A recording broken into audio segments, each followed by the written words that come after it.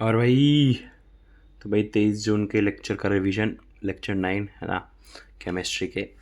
तो वही कुछ वो हम कॉलिगेटिव प्रॉपर्टीज़ की 3 प्रॉपर्टीज़ कर चुके हैं, है ना। Elevation in boiling point, freezing, है ना, फ्रीजिंग पॉइंट, और हमने क्या होता है वो, ला ला ला ला ला ला ला ला ला ला ला ला ला ला ला, सबसे पहले क्या था। अच्छा, रिलेटिव बॉइलिंग, रिलेटिव RLVP यार, vapour pressure, relative vapour pressure ना, हम 3 कर चुके हैं, ठीक है। और अब आज चौथा करने वाले हैं हम, लेकिन उससे पहले वो था कौन बनेगा डॉक्टर। उसमें भाई कुछ मतलब इजी क्वेश्चन थे, बस वही पिछले जो वो 3 हम कर चुके हैं, उसमें फार्मूलाज के बेस पे ही क्वेश्चन थे, ज़्यादा कुछ उसमें है नहीं, ठीक है। तो अब चौथा ऑस्मोटिक प्रेशर शुरू करते हैं, ठीक है।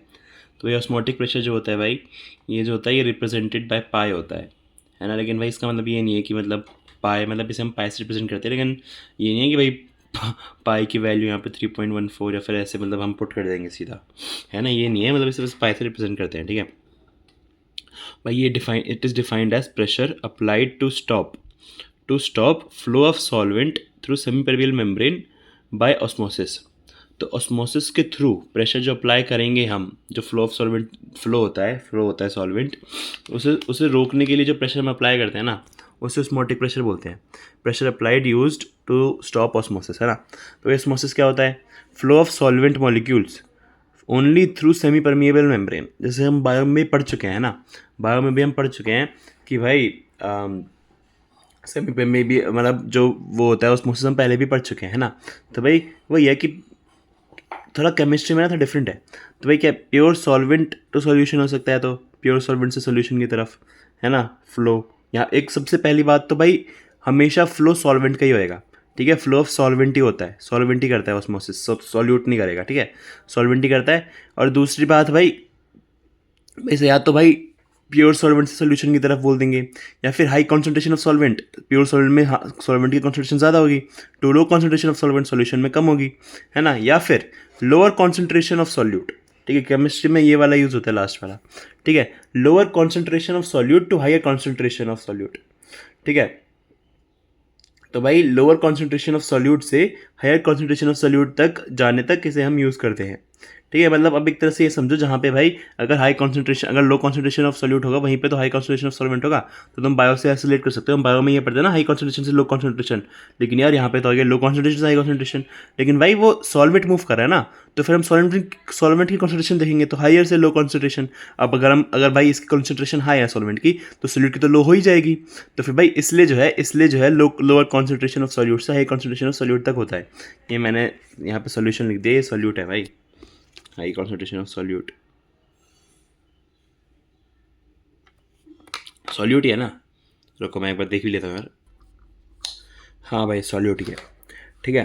तो भाई कि भाई लो कॉन्सेंट्रेशन ऑफ सॉल्यूट से हाई कॉन्सेंट्रेशन ऑफ सॉल्यूट पे जाता है ना, तभी तो भाई low higher concentration of solvent से लो कॉन्सेंट्रेशन ऑफ सॉल्वेंट तक जाएगा, है ना। तो यहाँ पे भी अगर हम देखें तो 0.2 moles of A in 4 litre H2O और 0.2 moles of A in 10 litre of H2O, है ना। तो यहाँ पे भी हम देखें तो सॉल्वेंट देखो H2O है, तो यहाँ पे 10 लीटर है और यहाँ पे 4 लीटर है, तो obviously high concentration low concentration जाएगा, है ना, हाई कॉन्सेंट्रेशन से लो कॉन्सेंट्रेशन जाएगा। लेकिन सर ने पता है क्या, सर ने पता नहीं क्यों, मैं मेरे को समझ नहीं आया, सर ने ऐसे ही करके दिखाया कि भाई सॉल्यूट से देखा है सर ने, क्योंकि मेरे ख्याल से क्वेश्चन में केमिस्ट्री में सॉल्यूट से देखते हैं, तो सर ने सॉल्यूट से देखा, ठीक है। तो सॉल्यूट अगर हम इसमें कैलकुलेट करना चाहें तो 0.2 डिवाइड बाई 4 लीटर हो जाएगा, और भाई कॉन्सेंट्रेशन है ना, और 0.2 डिवाइड बाई 10 लीटर हो जाएगा। तो देखो यहाँ पे पता चल जाएगा कि यहाँ पे लोअर कॉन्सेंट्रेशन है थोड़ी, 1/50 कम होता है ना 1/20 से, तो फिर इसलिए यहाँ से यहाँ जा रहा है। तो एक तरह से हाई कॉन्सेंट्रेशन ऑफ सॉल्वेंट से लो कॉन्सेंट्रेशन ऑफ सॉल्वेंट से तो जा रहा है, या फिर भाई लो कॉन्सेंट्रेशन ऑफ सॉल्यूट से हाई कॉन्सेंट्रेशन ऑफ सॉल्वेंट तक जा रहा है, sorry high concentration of solute तक, है ना। तो ये मतलब नॉर्मल सी बात है, ठीक है। तो भाई अब देखो, हमने बोला था प्योर सॉल्वेंट से सॉल्यूशन तक जाता है ना, ऑस्मोसिस के थ्रू, है ना। अब तो यहाँ पे हमने एक प्रेशर अप्लाई किया, प्रेशर जो हम अप्लाई करते हैं भाई, जब मान लो हम प्योर सॉल्वेंट से सॉल्यूशन तक जा रहे हैं, ठीक है, ये ऑस्मोसिस हो रहा है। अगर भाई हम यहाँ पे प्रेशर अप्लाई कर देंगे तो ये ऑस्मोसिस रुक जाएगा। यहाँ पे से भी मान लो इतना प्रेशर लग रहा है, यहाँ से भी इतना प्रेशर लग रहा है, तो फिर तो रुक ही जाएगा ना। तो हमने मान लो एक प्रेशर अप्लाई किया, यहाँ से भी लगने लगा, यहाँ से भी लगने लगा, तो फिर रुक गया, ठीक है। तो ऑस्मोटिक प्रेशर इसे हम ऑस्मोटिक प्रेशर बोलते हैं, जो टू स्टॉप ऑस्मोसिस।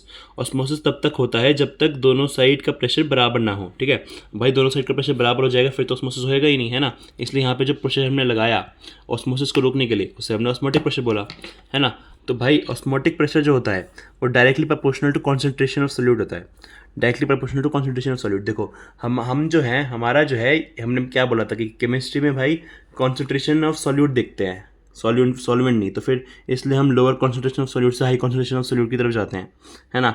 तो भाई यहाँ पे भी देखो कॉन्सेंट्रेशन ऑफ सोल्यूट यहाँ पे जिस मोलैरिटी बोल देते हैं ना, कॉन्सेंट्रेशन तो मोलैरिटी होती है ना। तो कॉन्सेंट्रेशन ऑफ सोल्यूट और टेम्परेचर से डायरेक्टली प्रोपोर्शनल होता है ना। तो अगर हम लिखना चाहें तो पाई डायरेक्टली प्रोपोर्शनल टू कॉन्सेंट्रेशन और टेम्परेचर, है ना। अब भाई अगर हम इक्वल टू लगाएंगे तो फिर एक कांस्टेंट आएगा, तो CST, ठीक है। एस की जो वैल्यू आती है ना वो 0.0821 इतनी आती है, ठीक है। तो यार अब तो यार ये 0.0821 तो कहीं देखी हुई सी वैल्यू लग रही है यार। ये तो भाई गैस लो कांस्टेंट जो R होता था वही तो होती थी, उसकी भी तो इतनी होती थी, इसलिए हमने S की जगह जो है R लिख दिया, ठीक है। तो पाई हमारा CRT हो गया, है ना। C कॉन्सेंट्रेशन हो गई, मोलैरिटी, T हमारा टेम्परेचर हो गया, है ना। आपको मोलैरिटी का क्या फॉर्मूला होता है, number of moles in volume, है ना। तो वही N/VRT, ठीक है। ये पूरा खोल दिया, फिर नंबर ऑफ मोल्स क्या होता है, गिवन मास अपन मोलर मास इंटू 1000 अपन वॉल्यूम, ये मिलीलीटर में लेंगे अगर हमने 1000 लगाया ऊपर, तो भाई एक तरह से फॉर्मूला आ गया। और भाई अगर वी को हम यहाँ ले जाएंगे तो pi V is equal to NRT, ये हमारी ideal equation for liquid solution भी आ गई यहाँ से ही, है ना। तो ये एक छोटा सा फॉर्मूला है और ये यूज़ होता है, ठीक है, ये यूज़ होता है। तो जो ऑस्मेटिक प्रेशर होता है ना, हमने मतलब जब हमने बिल्कुल शुरू किया था ना कोलिगेटिव प्रॉपर्टी, शायद 1-2 लेक्चर पहले, तो तब भी हमने बोला था कि ऑस्मोटिक प्रेशर जो होता है वो एब्सोल्यूट क्वांटिटी होती है, एब्सोल्यूट क्वांटिटी होती है। इसलिए भाई ये बेस्ट क्वालिटेटिव प्रॉपर्टी है मास ऑफ सोल्यूट निकालने के लिए, है ना। क्योंकि भाई ये रिलेटिव नहीं है, समझ, रिलेटिव नहीं है। जैसे बाकी सारी रिलेटिव थी कि ये इससे हम इससे कंपेयर कर रहे थे, एक चीज़ से दूसरी चीज़ को रिलेट करके कंपेयर कर रहे थे, लेकिन ये एब्सोल्यूट क्वांटिटी है ना, एब्सोल्यूट क्वांटिटी है। तो भाई पाई हमारा CRT हो जाता है ना। अब R क्या है हमारा 0.0821, तो 1/12 हो जाता है अप्रॉक्स, ठीक है। और जो टेम्परेचर होता है room temperature normal 25 degree Celsius 298 के, 25 डिग्री सेल्सियस 298 के होता है, लेकिन हम इसे अप्रॉक्स 300 लेते हैं। तो हम जब इसे काटते हैं ना तो अप्रॉक्सीमेटली 25 आता है, ठीक है, 25। तो ये मतलब एक तरह से वो क्या बोलते हैं, कैलकुलेशन जल्दी करने के लिए है। अगर मान लो भाई R तो फिक्स्ड ही रहता है, R तो फिक्स्ड है, तो हमने इसे 1/12 ले लिया, और भाई हमने रूम टेम्परेचर मान लो दे रखा हो तो फिर हम उसे 300 ले लेंगे, ठीक है। तो ये कट के 25 हो जाएगा, ठीक है। तो पाई हमारा C × 25 आ जाएगा, ठीक है। तो भाई अगर भाई हमने क्या पढ़ा था कि भाई जो वो होता है जैसे डाइल्यूट सॉल्यूशन होता है, हमने पिछली क्वांटिटीज़ में पढ़ा था कि भाई अगर इतना कम चेंज हो रहा है तो फिर उसे हम इग्नोर कर देते हैं, है ना। लेकिन भाई यहाँ पे स्मॉल चेंज इन कॉन्सेंट्रेशन भी होता है ना, स्मॉल चेंज भी, तो भाई वो इंटू 25, भाई 25 टाइम्स चेंज इन पाई हो जाता है, समझ रहे हो। कॉन्सेंट्रेशन में स्मॉल चेंज भी हो रहा है, चाहे भाई वेरी डाइल्यूट सोल्यूशन भी हो ना, जब भी भाई हमें ये फॉर्मूला लगाना ही पड़ता है, समझ रहे हो। जैसे हमने बोला था इग्नोर कर सकते हैं, लेकिन भाई इसमें नहीं कर सकते क्योंकि यहाँ पे 25 टाइम्स चेंज होता है भाई, अप्रॉक्स, ठीक है, अप्रॉक्स सही है, ये डायरेक्ट वैल्यूज नहीं है, अप्रॉक्स सही है ना। तो इसलिए ये है भाई NCERT पॉइंट्स, भाई NCERT में लिखा है वैसे तो कि osmotic pressure is advantage over other methods as pressure measurement is around temperature, room temperature के अराउंड होता है। और भाई molarity used instead of molality, ठीक है। अरे यार मैंने 2 बार मोलैरिटी लिख दिया सर, मतलब बाकी सब में क्या यूज़ हो रहा था, बाकी सब में मोलैलिटी यूज़ हो रही थी, लेकिन यहाँ पे मोलैलिटी यूज़ हो रही है। तो भाई इसलिए भाई ये एडवांटेज है, बस ये तो कॉमन सेंस। अगर भाई ये मान लो अगर ये आ भी जाता है पेपर में, कोई पढ़ के भी ना जाना तब भी बता ही देगा, मतलब आई गेस बता नहीं पाएगा यार, लेकिन हाँ ठीक है। फिर यही मतलब इजी से क्वेश्चन थे भाई। नहीं हमें याद रखे ये 0.001 m, एक तरह 0.01 मोलर यही तो कॉन्सेंट्रेशन होती है ना। ग्लूकोज सोल्यूशन हमें बताना osmotic pressure eight 27 degree Celsius, है ना। तो भाई क्या हो गया 27 डिग्री सेल्सियस, मतलब एक तरह से हम रूम टेम्परेचर ले लेते हैं, ठीक है, हमने रूम टेम्परेचर मान लिया इसे, ठीक है। तो 0.001 × 25 तो इतना आ रहा है ATM भाई। और ये इससे जो पास में होगा सबसे क्या बोलते हैं ऑप्शन, वो लगा देना, ठीक है। अब भाई 0.5 gram of solute is dissolved in 20 millilitre of solution, then हमें निकालना ऑस्मोटिक प्रेशर इतना ऑस्मोटिक प्रेशर हमें दे रखा है ना, एट 27 डिग्री सेल्सियस। तो हमें मोलिकुलर वेट ऑफ निकालना है, ठीक है। तो सबसे पहले भाई हमें इसे कन्वर्ट करना पड़ेगा ATM में, ठीक है। ATM में क्यों कन्वर्ट कर रहे हैं, क्योंकि भाई हमने अच्छा रुको मैं बताया था, हाँ R की वैल्यूज 2 हो सकती है, 0.021 ये ATM होएगी जब प्रेशर ATM में या फिर बार में हो और वॉल्यूम लीटर में हो, और भाई ये एक हो सकती है जब पास्कल में हो 8.314 और वॉल्यूम मीटर क्यूब में हो, है ना। तो यहाँ पे देखो ये यहाँ पे ना मिलीलीटर में रखा वगैरह, तो फिर भाई हमने आर की वैल्यू हमें क्योंकि वो लेनी है 180 है, हमें आर की वैल्यू हमें 25 करना है उसे, आर टी को 25 कर देंगे हम, है ना।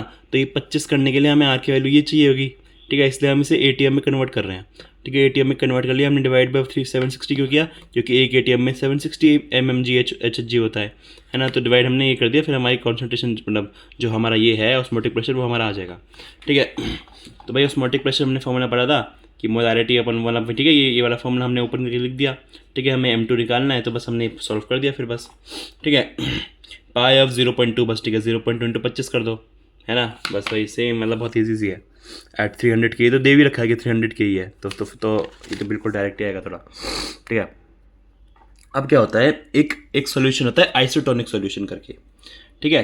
तो भाई यहाँ पे क्या होता है ना, यहाँ पे osmotic pressure of the both the solution, मतलब ऑस्मोटिक प्रेशर जो है, ठीक है, जैसे मान लो हम वो करते हैं ना एक सोल्यूशन, मतलब यहाँ पे बना रखेंगे मैंने, नहीं जो भाई ये जैसे ये है ना, इसमें दोनों जगह यहाँ पे जो है दोनों सॉल्यूशंस का ऑस्मोटिक प्रेशर जो है ये आइसोटोनिक, अगर भाई ये दोनों ऑस्मोटिक प्रेशर दोनों जगह सेम हो जाएगा, है ना, ऑस्मोटिक प्रेशर यहाँ पे भी सेम लग रहा है, यहाँ पे भी सेम लग रहा है ना, तो भाई ये जो है ये सेम हो जाएगा, तो फिर भाई आइसोटोनिक बोलते हैं उसे, ठीक है। और अगर ऑस्मोटिक प्रेशर सेम हो जाएगा तो नो फ्लो ऑफ सॉल्वेंट होगा, नो ऑस्मोसिस होगा, है ना भाई। तो भाई अगर हम पाई 1 इज इक्वल टू पाई 2 कर देंगे तो C1R_T1 is equal to C2R_T2, तो भाई आर से तो आर कट ही जाएगा क्योंकि कांस्टेंट होता है तो इक्वल ही है, तो C1T1 is equal to C2T2, ठीक है। अगर टेम्परेचर इक्वल हो गया तो C1 is equal to C2, ठीक है। तो हम C1 क्या होता है, मोलारिटी होती है, मोलारिटी क्या होता है भाई, number of moles upon volume, तो N1/V1 is equal to N2/V2, अगर वॉल्यूम इक्वल हो गया तो N1 is equal to N2, तो भाई N1 क्या होता है, given mass upon molar mass, तो W1/M1 is equal to W2/M2। अब भाई ये तो यार इतने सारे फॉर्मूले हैं कैसे याद होंगे भाई, इस रटने की जरूरत है, ये तो भाई मतलब कॉमन सेंस है एकदम से, बिल्कुल कॉमन सेंस है भाई। क्योंकि अगर हम पाई 1 इज इक्वल टू पाई 2 कर देंगे, मान लो हमें दे रखा हो क्या आइसोटोनिक सॉल्यूशंस है, तो वहाँ पे भी खुद ही लिख सकते हैं कि पाई 1 इज इक्वल टू पाई 2 है, तो भाई आर से आर कट जाएगा, C1T1 C2, अगर टेम्परेचर इक्वल दे रखा है तो C1 इक्वल C2 हो जाएगा, मतलब ये तो बहुत कॉमन सेंस है ना, तो इसमें मतलब इसमें रटने की जरूरत नहीं है, ठीक है। अब भाई अगर एक दो सॉल्यूशन है ना भाई, इसमें pi 1 is equal to is greater than pi 2, है ना, तो मतलब ऑस्मोटिक प्रेशर जो है वहाँ वो ज़्यादा लग रहा है, ऑस्मोटिक प्रेशर जो है ज़्यादा है पाई 1 में 2 से, है ना। तो भाई जहाँ पे ज़्यादा है ना, तो वहाँ पे कॉन्सेंट्रेशन ऑफ सॉल्यूट ज़्यादा होगी, तो ठीक है, उसे हाइपरटोनिक सॉल्यूशन बोलते हैं। और जहाँ पे लो कॉन्सेंट्रेशन ऑफ सॉल्यूट होता है ना, उसे हाइपोटोनिक वो बोलते हैं, ठीक है। भाई हाइपरटोनिक होता है हाई कॉन्सेंट्रेशन ऑफ सॉल्यूट्स, वो वहाँ पे जो है ऑस्मोटिक प्रेशर ज़्यादा होता है, लो हाइपोटोनिक सोल्यूशन में लो कॉन्सेंट्रेशन सॉल्यूट्स होते हैं वहाँ पे कम होता है, ठीक है। जैसे हमने बायो में ही पढ़ा था, जैसे भाई अगर एक हाइपोटोनिक सोल्यूशन में हम एक सेल डालते हैं, ठीक है, तो उसमें क्या होता है, सेल में जो है लो कॉन्सेंट्रेशन है, हाइपोटोनिक में हाई, तो फिर भाई ये अंदर जाता है, अंदर जा रहा है, यहाँ पे भाई पाइल सी सॉल्यूट जो है यहाँ पे लेस है, सी सॉल्वेंट हाई है, और हमारा क्या देखते हैं, सॉल्वेंट देखते हैं ना, मतलब बायो में तो सॉल्वेंट देखते हैं ना, तो हाई से लो में जा रहा है, हाई से लो में जा रहा है, ठीक है। लेकिन भाई केमिस्ट्री में हम सॉल्यूट देखते हैं, केमिस्ट्री में सॉल्यूट देखते हैं, ठीक है। लेकिन बायो का हम बायो से हमें रिलेट करना चाहिए, क्योंकि हम बायो में पढ़ चुके हैं हाइपोटोनिक, हमने क्या पढ़ा था कि सेल स्वेल हो जाता है, फूल जाता है ना। लेकिन यहाँ पे क्या होता है, यहाँ पे क्या होता है, यहाँ पे देखो सॉल्वेंट लेस है, बाहर लेस है, तो फिर हाई कॉन्सेंट्रेशन लो कॉन्सेंट्रेशन जाएगा, है ना। तो जो है हमारा सेल श्रिंक हो जाता है, सेल श्रिंक हो जाता है। लेकिन भाई अगर हम इसे केमिस्ट्री से समझना चाहें, ठीक है, बाहर जो है हमारा यहाँ पे हमने क्या पढ़ा, यहाँ पे लो कॉन्सेंट्रेशन ऑफ सॉल्यूट होता है ना, हाई कॉन्सेंट्रेशन ऑफ सॉल्वेंट होता है ना। तो वो सॉल्यूट तो लेस है और वहाँ पे हाई होगा, हमने क्या पढ़ता, लेस से लो जाता है, लेस से हाई जाता है, सॉरी है ना, सॉल्यूट में, तो फिर भाई अंदर जा रहा है। यहाँ पे भी हम देखना चाहें, यहाँ पे बाहर हाई है तो फिर लेस से हाई जा रहा है, ठीक है। तो यही मतलब एक बायोलॉजी का काम हम समझ सकते हैं, ठीक है। अब भाई ऑस्मोटिक प्रेशर हमें भाई ये अगर मान लो भाई हमने मोल कॉन्सेप्ट में पढ़ा था, ये मोल कॉन्सेप्ट को बस मिक्स कर दिया, भाई 10% W/V equal solution of urea, pi 1 is related to that of 10% of, हमें वो करना है, हमें ये इसका रिलेशन बताना है कि मतलब कैसे होगा, है ना। तो भाई हम दोनों क्या कर देंगे, हमें दे रखा 10%, तो क्या हो गया, 10 gram urea present in 100 millilitre solution, यहाँ पे 10 gram glucose present in 100 millilitre solution, है ना। तो वही फॉर्मूले हमने करे कंपेयर कर, तो 10 अपॉन इसका क्या होता है, मोलर मास 60 होता है, इसका 180 होता है, इंटू 1000/100 इंटू 1000/100, क्योंकि वॉल्यूम तो दोनों की सेम ही है, इंटू RT कट गया, ये भी कट गया, तो 10 हमें पता है कि नीचे वाला देखो यहाँ पे ज़्यादा है, तो फिर मतलब एक तरह से ये ज़्यादा हो जाएगा, पाई 1 ग्रेटर देन पाई 2, ये हमारी रिलेशन आ गई, है ना। भाई अगर हम इसी क्वेश्चन से देखें तो पाई हमारा होता है W2/m2 into 1000V into RT। तो हमें एक तरह से दिख रहा है कि pi is inversely proportional to molar mass of solute, है ना, इन्वर्सली प्रोपोर्शनल होता है मोलर मास ऑफ सॉल्यूट से। हाँ भाई इन्वर्सली प्रोपोर्शनल होता है। ठीक है, अब भाई ये सेम सिमिलरिटी क्वेश्चन है, मतलब बिल्कुल इसमें क्या ही करें। ठीक है, सेम क्वेश्चन है। अब भाई अब एक है रिवर्स ऑस्मोसिस। रिवर्स ऑस्मोसिस क्या होता है? तो भाई flow of solvent molecules through SPM from solution to solvent. ठीक है, नॉर्मली तो भाई प्योर सॉल्वेंट से सॉल्यूशन की तरफ जाता है ना, high solution of high concentration of solvent से लो कॉन्सेंट्रेशन ऑफ सॉल्वेंट तक जाता है ना, या फिर लो कॉन्सेंट्रेशन ऑफ सॉल्यूट से हाई कॉन्सेंट्रेशन ऑफ सॉल्यूट तक जाता है। लेकिन भाई मान लो हमने एक ये जैसे मतलब प्योर सॉल्वेंट से सॉल्यूशन की तरफ जा रहा है ना, नॉर्मली तो ऐसे जाता है। लेकिन मान लो भाई हमने इस तरफ, ठीक है, सॉल्यूशन में इतना प्रेशर लगा दिया हमने, भाई इतना प्रेशर लगाया कि रुक जाए ऑस्मोसिस, तो वो तो पाई हो जाएगा, है ना, पाई हो जाएगा। लेकिन मान लें हमने इतना ज़्यादा लगा दिया इधर, ठीक है, पाई से ज़्यादा लगा दिया, पाई से ज़्यादा लगा देंगे तो यहाँ पे ज़्यादा हो जाएगा प्रेशर, यहाँ पे कम हो जाएगा, तो फिर यहाँ से यहाँ जाएगा, फिर रिवर्स ऑस्मोसिस हो जाएगी। तो जो यहाँ पे प्रेशर लगता है वो हमेशा ज़्यादा होगा पाई से, अगर रिवर्स ऑस्मोसिस करनी है तो। ठीक है, इसकी यूज़ क्या होती है? इसकी यूज़ होती है डीसैलिनेशन ऑफ H2O। ठीक है, डीसैलिनेशन ऑफ H2O हमें करनी है तो फिर हम ये रिवर्स ऑस्मोसिस यूज़ करते हैं। ठीक है, अब भाई एग्जांपल्स ऑफ ऑस्मोसिस करने हैं, ठीक है, जो NCERT में गिवन है। ठीक है, वैसे तो NCERT में गिवन है, इसमें कुछ समझाने के लिए भी नहीं है, मैं तुम्हें बताऊँ क्या। भाई क्या होता है, रॉ मैंगो जो होता है भाई इस place in concentrated salt solution, ये वाटर लूज कर देता है और शिवल पिकल बनाने के लिए, है ना, पिकल तुमने देखा ऐसे बनता है ना। विल्टेड फ्लावर्स जो होते हैं भाई, जो फ्लावर्स थोड़े मुरझा जाते हैं, उन्हें हम पानी में लगे तो वो रिवाइव कर जाते हैं ऑस्मोसिस की वजह से। भाई तुमने वो देखा हो जैसे भाई कैरेट जो होता है भाई, जैसे तुम कभी सब्जी देने गए हो तो भाई वो लिम्प हो जाता है, तो उस पर भाई पानी छिड़कते रहते हैं, है ना, because the water loss in to the atmosphere can be placed in the water making it firm again. तो हम इस पर पानी छिड़कते रहते हैं तो वापस फर्म हो जाता है ना। हम मीट की प्रिजर्व करते हैं बाय सॉल्टिंग, फ्रूट्स के भी हम ऐसे ही प्रिजर्व करते हैं शुगर से, है ना, अगेंस्ट बैक्टीरियल एक्शन प्रोटेक्ट करता है ये। Through the process of osmosis जो है भाई, बैक्टीरिया ऑन सॉल्टेड मीट और कैंडिड या फिर शुगर वाला जो फ्रूट होता है लूजेज वाटर लूज कर देगा तो शिविर करके मर जाएगा बैक्टीरिया वो, है ना। बैक्टीरिया क्या है, वो भी तो एक सिंगुलर सेल ही है, तो वो भी तो मर जाएगा, वो भी तो शिविर करके मर जाएगा। ठीक है, blood cell collapse when suspended in saline water. By water will move into its cells through osmosis. When placed in water containing less than 0.9% volume, percent mass upon volume salt, blood cells swell due to the flow of water in them by osmosis. भाई मतलब जैसे मान लो अगर हमें एक वो दे रखा है, यहाँ पे सेल 0.9% है अंदर, ठीक है, और यहाँ पे कम है 0.9% से, है ना, तो हमने क्या पढ़ता, लो कॉन्सेंट्रेशन सॉल्यूट से हाई कॉन्सेंट्रेशन सॉल्यूट, तो ऐसे करके बस वही जो हमने पहले भी समझा चुके हैं हम। ठीक है, people taking a lot of salt or salty food experience water retention in tissue।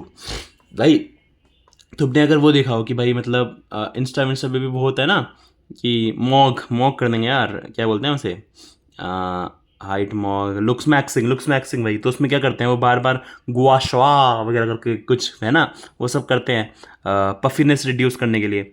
तो पफीनेस क्यों आती है भाई, जैसे कुछ लोग भी होते हैं वो ज़्यादा पफी हो जाते हैं, सुबह सुबह तुम्हें लगता है ज़्यादा पफी लगते हो तुम, है ना। तो भाई जब और होते हैं ना कुछ लोग, जैसे भाई तुम मोटे हो मैं मोटा हूँ, ठीक है, तो कभी कोई तुम्हें कोई मोटा बोला तो मत बोलना यार कि यार ठीक है यार, सैड नहीं होना, तुम उसे बोल देना यार बस मैं तो बस थोड़ा पफी सा हो रहा हूँ यार, क्योंकि मैं अच्छे से खाना खाता हूँ। अब तुम्हारी गलती है यार कि तुम भाई अच्छे से खाना खाते हो, तुम्हारी बॉडी इतनी घटिया है कि तुम्हारी अच्छे से काम ही नहीं कर रही है। भाई खाना खाओगे तो पफी तो होने चाहिए ना। भाई हम देखो, हम तो भाई हमारी बॉडी इतनी हेल्दी है वाला तो कुछ भी है, ठीक है। तो people taking a lot of salt और salty food experience water retention in tissue cells. भाई वाटर रिटेन कर जाता है टिश्यू सेल्स में, तो intercellular spaces because of osmosis. तो भाई यहाँ पे पफिनेस और स्वेलिंग हो जाती है, ठीक है, जो हम सोचते हैं कि जो सुबह सुबह पफिनेस सी लगती है, स्वेलिंग सी लगती है, उसे हम एडिमा बोल देते हैं, इसे एडिमा बोला जाता है। ठीक है, water movement from soil into plant roots and subsequently into upper portion of plant is partly due to osmosis. भाई रूट से जो है ऊपर तक जाता है पानी, तो वो भी ऑस्मोसिस के थ्रू ही जाता है। ठीक है, और भाई NCERT पॉइंट्स कुछ थे, मतलब ये NCERT के मतलब एक तरह से NCERT में लिखा हुआ है ये, तो एक तरह से कुछ भी नहीं है। ठीक है, true solutions having same osmotic pressure at a given are isotonic solutions, और भाई such solutions are separated by SPM, no osmosis occurs, है ना। ऑस्मोटिक प्रेशर जो होता है भाई associated with the fluid inside the blood cells, ये हमने पढ़ा था 0.9% होता है, तो फिर भाई उसे नॉर्मल सेलाइन सॉल्यूशन बोल देते हैं, और it is safe to inject, है ना। लेकिन भाई ऑन द अदर हैंड अगर भाई in cells containing more than 0.9 हो जाता है ना, तो water will flow out of cells and would shrink such a solution is hypotonic, और इससे हाइपोटोनिक हो जाता है, कम से हो जाता है ना, ये तो मतलब नॉर्मल ही है। ठीक है, तो बस यही वही होता है आज का रिविजन। चलो बाय बाय।